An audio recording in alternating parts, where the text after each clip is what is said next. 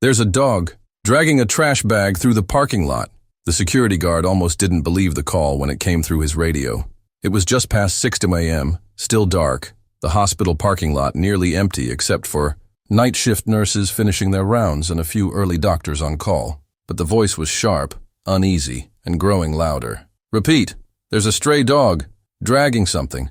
Looks like a black trash bag. He's trying to get to the ER doors." By the time the guard reached the glass entrance, he saw it, clear as daylight despite the dim, misty air. A thin, mud-caked dog, ribs visible beneath a tangled coat, was inching slowly up the sidewalk. Gripped tightly in his jaws was the knot of a black garbage bag, heavy and soaked through, dragging along the ground behind him with a thick, wet scraping sound. The dog wasn't barking, wasn't panicked, but his eyes locked on the door like he'd come with a purpose, and he wasn't giving up. The automatic doors slid open. The dog paused only for a second, then limped forward, tugging the bag with a kind of determination that didn't match his size or strength. The night nurse, at the front desk, stood frozen. "Is that blood?" she whispered, stepping out from behind the counter. The bag was torn at the bottom. Something dark had leaked out, forming a streak across the hospital floor. The smell hit them next. Not rot, not garbage. Something raw, human. The dog stopped just inside the lobby, dropped the knot of the bag gently onto the tile and backed away slowly, his body low, his breathing labored. Then he looked up, not at the ceiling, not at the lights, at them, one by one, as if asking someone, anyone, to please just open it. The room went silent. No one moved for several seconds. Then the nurse crouched down, hands shaking, and began to untie the bag. The knot had been chewed tight, soaked through. It took effort. When the fabric finally loosened, what spilled out onto the tile floor wasn't trash. It was a newborn, bloodied, pale, umbilical cord still attached, wrapped haphazardly in an old towel that had soaked through. For one horrifying second, the cow thought it was too late. Then the baby moved, a soft twitch, a weak gasp, a tiny cry that sliced through the silence like glass. The nurse screamed for help. The ER staff descended on the scene in seconds, snapping into motion with military precision. Oxygen, blankets, heat packs, adrenaline. The baby was rushed down the hallway and out of sight. The security guard turned to where the dog had been, but he was already gone, disappearing through the doors just as quickly as he'd entered, trailing blood and mud behind him. They searched the lot. Nothing. The dog was gone, but he hadn't come by accident. Someone had left that baby for dead in that stray. He had brought it back to life. The emergency room had seen chaos before, but nothing like this. Doctors who had been trained for the worst struggled to process the reality of what had just unfolded. A baby, hours old at most, delivered to the hospital in a black trash bag, still breathing, still alive, by a stray dog that no one had ever seen before. By the time the infant was stabilized and transferred to the neonatal unit, the security footage had already been pulled, and a group of stunned administrators, nurses, and local police officers sat around a screen, watching it again and again. The dog didn't hesitate. He didn't act wild or confused. He had a mission, and once it was done, he vanished. The footage showed him coming in from the east side, dragging the soaked bag along the sidewalk. There were no visible tags or collar. He looked thin, possibly injured, but moved with a strange kind of awareness. One officer leaned in toward the screen, frozen on the moment the dog looked up at the ER nurse before backing away. "That's not just instinct," he said quietly. That dog knew what he was doing. Meanwhile, upstairs in the NICU, the baby's condition had stabilized. She was premature but strong.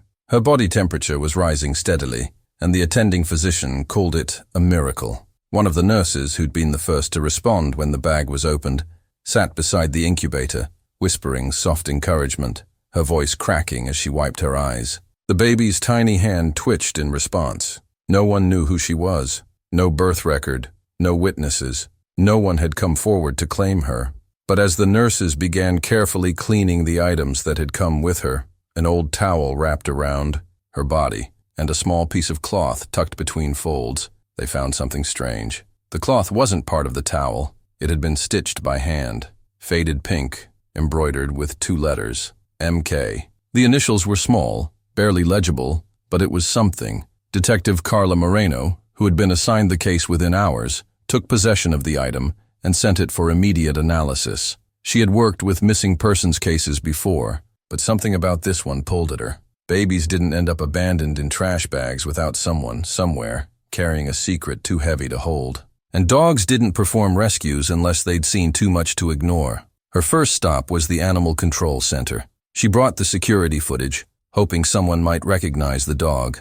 The team watched closely, pausing at the clearest frame of the animal's face. Scruffy fur, one torn ear, amber eyes full of something sharp and alert. An older man leaned forward and rubbed his chin. "That's Bear," he said. "Or at least that's what the kids call him." Moreno turned sharply. "You know this dog?" "Not personally," he said, "but he's been spotted around the hillside trailer park for a while now. Comes and goes. Skittish but smart. Real smart. Never lets anyone get close. But a few kids feed him sometimes. They say he guards them when they're waiting for the bus." That was more than she expected. She drove straight to Hillside, 10 minutes from the hospital, but miles away in condition. Rusted trailers lined the edge of a weedy lot. Chain-link fences sagged with rust, and the air smelled of oil and stale rain. Moreno showed the photo around. The kids knew him immediately. "He was here yesterday," one boy said. "He had something in his mouth. Thought it was food." "Did he live here?" she asked. "No, but he stays behind Unit 9 sometimes." "In the shed," the boy said. Unit 9 was abandoned. The windows were boarded up, the lawn overgrown. Behind it, in a lean-to shed with a caved-in roof, Moreno found a scattering of old blankets, wrappers, and bones. But there was something else. A streak of red on the dirt, and paw prints, faint but clear enough to track. They led out through the back fence into the woods beyond. That night, Moreno drove to the hospital again. She wasn't ready to leave it behind. The nurse on duty let her stand beside the baby's incubator. The little girl was stronger now, breathing on her own, tiny fingers curling softly as she dreamed. Moreno looked at her, and then at the initials again, MK. Someone had cared enough to stitch that. Someone had named her. She turned to the nurse. "You said the dog looked tired when he got here, but did he ever look scared?" The nurse shook her head slowly. "No, not scared, just determined, like he wasn't going to let her die." Moreno nodded. Then someone taught him to care about life. She left the hospital and parked near the woods behind Unit 9, sitting in her car long after the sun dipped below the trees. She left a bowl of food near the trail's edge, left the torn piece of cloth nearby. Then she waited, because something told her this wasn't just about a rescue. This was about a promise a stray dog had made. Detective Moreno didn't sleep that night. She left the food out behind Unit 9, returned to her car, and waited. The forest was quiet, the kind of quiet that made every rustle feel like a signal. Around 2:17 a.m., she saw him. The dog, Bear, emerged from the trees, limping slightly, nose low, body tense but controlled. He sniffed the air cautiously, paused near the bowl, then turned to the cloth she had left next to it. He froze, nose twitching, ears up. His body shifted, not with fear, but with familiarity. Then he let out a soft, low whine, barely audible. Moreno didn't move. She stayed in the car, windows cracked, her breath held. Bear stepped closer, lay down next to the fabric, and rested his chin on it like it meant something. That was when she understood. He wasn't just the dog that found the baby. He knew the baby. That cloth wasn't just a clue. It was hers, and he had carried it with her, not because he was told to, but because he couldn't let her go alone. Tut. Next morning, she went back to Hillside. This time she asked about women, pregnant, recently disappeared, seen with Bear. At first, no one wanted to talk, but eventually, a girl of about 12 mentioned someone named Kara. She had lived in Unit 12 before it was condemned. She had a dog, the girl said. She called him her angel. Moreno's pulse kicked. "Did anyone see her recently?" The girl nodded. "Not for a few weeks. She was big, like the baby was almost ready. Then one day she just wasn't around anymore. People thought she left, but Bear kept coming back. He waits by the porch sometimes." Unit 12 was at the far edge of the park, half hidden behind an overgrown hedge and a collapsed mailbox. The door was boarded but broken enough for someone to squeeze through.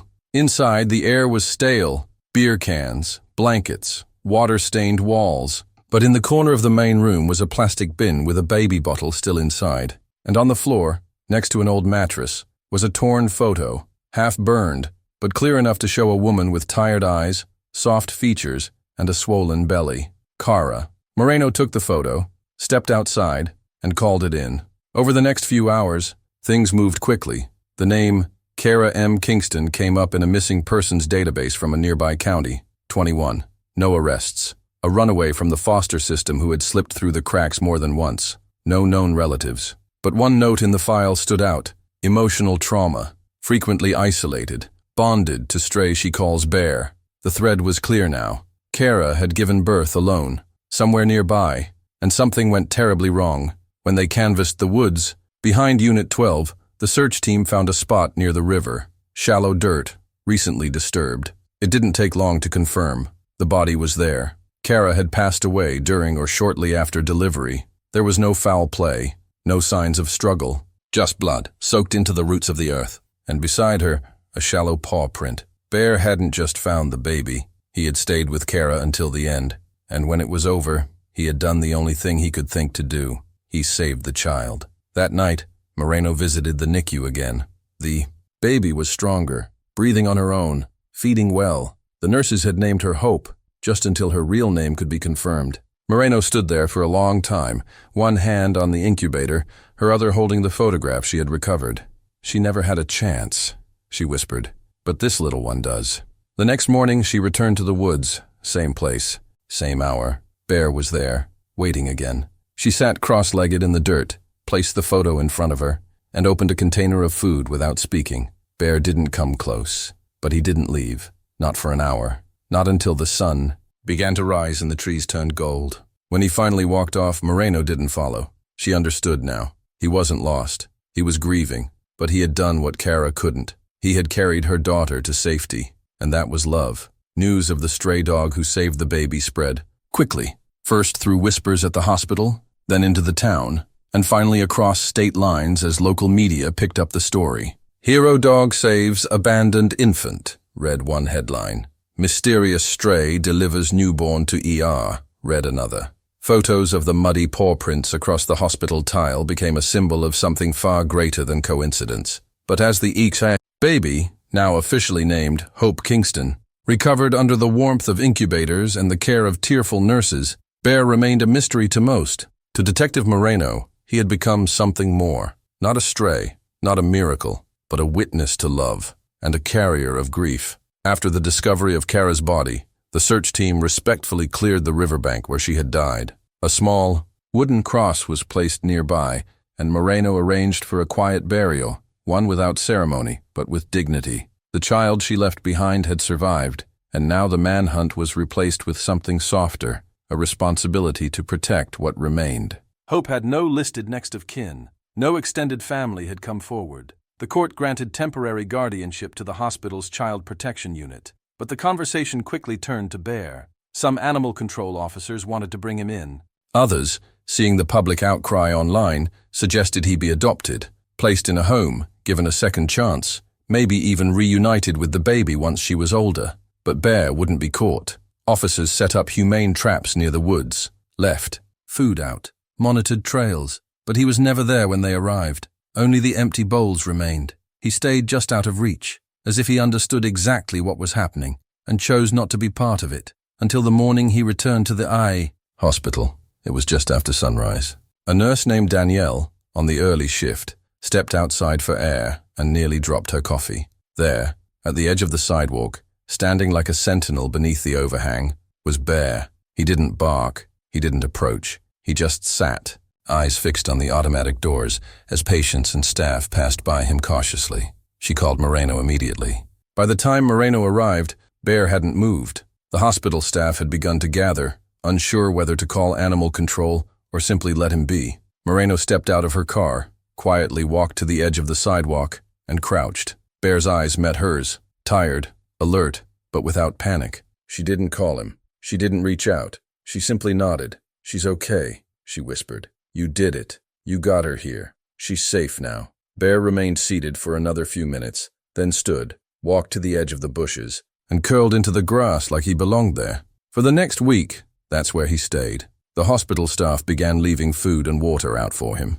Someone placed a thick blanket beneath the tree where he preferred to sleep. A volunteer built a small shelter with a wooden frame and a slanted roof to keep him dry. Bear never barked, never chased, never begged. He just stayed, watching, resting, waiting. Every time the NICU shift changed, someone would step outside to check if he was still there. He always was. One afternoon, a nurse brought a swaddle cloth that had been used with Hope, carefully sealed in a bag so the scent wouldn't fade. When they placed it beside Bear's shelter, he sniffed it once, then lay down beside it, and slept, for hours without stirring. It became clear he wasn't there for food or shelter. He was keeping watch, and for him, the job wasn't done. Then, everything changed again. Hope's story had caught the attention of a family from out of state, a couple who had adopted before, both educators, who had struggled for years to conceive a child of their own. After seeing the news and reading about Kara's life, they contacted Child Services and submitted an emergency petition. Within days, a judge approved them as pre-adoptive guardians. Hope would be leaving the hospital soon. The staff rejoiced, but Moreno's heart sank. What about Bear? Would he understand that she was being taken somewhere safe? Would he wait again and never see her return? She drove to the hospital herself the night before the transfer. Bear was curled beside the same tree, awake, watching the staff pack boxes of donations for the baby, diapers, clothes, blankets sent from strangers across the country. Moreno approached him slowly, holding the swaddle cloth in one hand. "She's leaving tomorrow," she said softly, "going somewhere warm, with people who will never let her go." Bear's eyes flickered toward the building. He didn't move, but he laid his head back down on the blanket, resting it gently over the cloth that smelled like the baby. That night, the hospital staff gathered around his shelter. Some cried. One nurse placed a laminated photo of Hope beside him, a gift, to say thank you. He didn't react. But when the morning came, and the car carrying the baby pulled away, Bear stood, walked to the sidewalk, and watched it go until it vanished behind the trees. Then he turned, lay back down, and stayed there, as if guarding the last place they'd ever been together. The baby was gone, but Bear remained. Days passed, then weeks, and still he slept by the tree near the hospital entrance. He no longer approached the doors, no longer looked around with expectation. He just lay there quietly, like a watchman off duty, waiting for the echo of something he no longer needed to see. The hospital staff continued to care for him, fresh food and water every morning, check-ins throughout the day, but no one tried to remove him. No one dared. Because by now he wasn't just a dog, he was a story, a memory. A living statue carved in loyalty and silence. People came to see him, strangers who had read about the baby, reporters, children with their parents. Some brought treats, some took pictures, but Bear never moved much. He watched them with the same tired, unreadable eyes, accepting their presence, but never inviting it. The only thing he responded to was the scent of the cloth beside him, still carrying the faint warmth of the baby he had carried through mud, through panic, through loss. To him, that cloth wasn't a keepsake, it was a tether.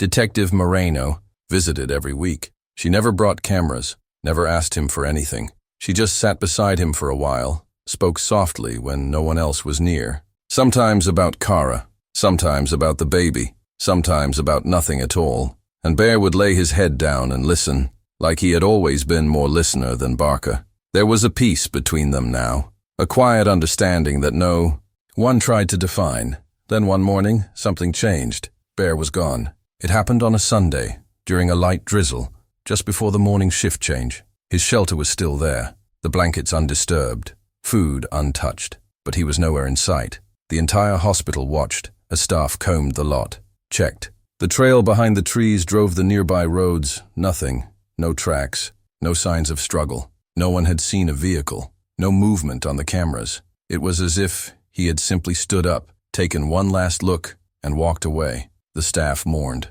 some quietly, some in tears. A sign was placed beside the shelter. In honor of Bear, the dog who saved a life. Flowers were left, drawings, letters, but no one expected to see him again. Not really, because Bear had already done what no one could ever ask of a dog. He had carried grief, protected a child, and waited until he knew she no longer needed him. And then, as if some unseen string had finally loosened from his heart, he had moved on. But that wasn't the end. 3 years later, in a quiet suburb nearly 2 hours away, a little girl named Hope played in the yard of her adoptive parents' home. She was healthy now, bright-eyed, and full of the kind of laughter that made neighbors stop just to listen. Her parents adored her. She knew the story, how a dog had found her when no one else did. She had seen the framed photo in her nursery, the same one the hospital nurse had laminated and left beside Bear's shelter. The dog with the torn ear and muddy paws. Her angel, they said. One morning, Hope wandered to the edge of the yard near the fence. She stood still, staring into the trees. "Mommy," she called. "There's a dog." Her mother came quickly, worried it might be a stray or something wild. But when she looked through the slats of the fence, what she saw made her freeze. He was older now, thinner. His fur was dusted with gray, his eyes sunken. But it was him, without a doubt. He stood just beyond the yard, still, watching the little girl with that same unreadable expression. He didn't bark, didn't move, just looked. And then, when their eyes met, something passed between them. Something wordless, ancient, and deep. She stepped forward, hand on the fence, and he took a step back. And then he turned and disappeared into the trees. Hope never saw him again, but she didn't cry. She just smiled and said softly, "He wanted to make sure I was okay." That night, her parents sat beside her and told her the story again. How the world had tried to give up on her. How one broken girl had done her best to bring her into the world. And how a stray dog, wild and unwanted, had carried her across darkness into light. They told her that not all angels have wings. Some have fur, and some only stay until they're sure their job is done. Bear was never found again. Some say he went back to the woods, lived out his last days in peace. Others believe he waited until he saw what he came to see, a life, safe and loved, with no more need for him. What everyone agreed on was this: he didn't need a leash or a home to be loyal. He didn't need words to be understood. He gave everything he had to save a life that almost never had a chance. And in doing so, he reminded the world that sometimes the most powerful love comes from those with nothing left to give except everything.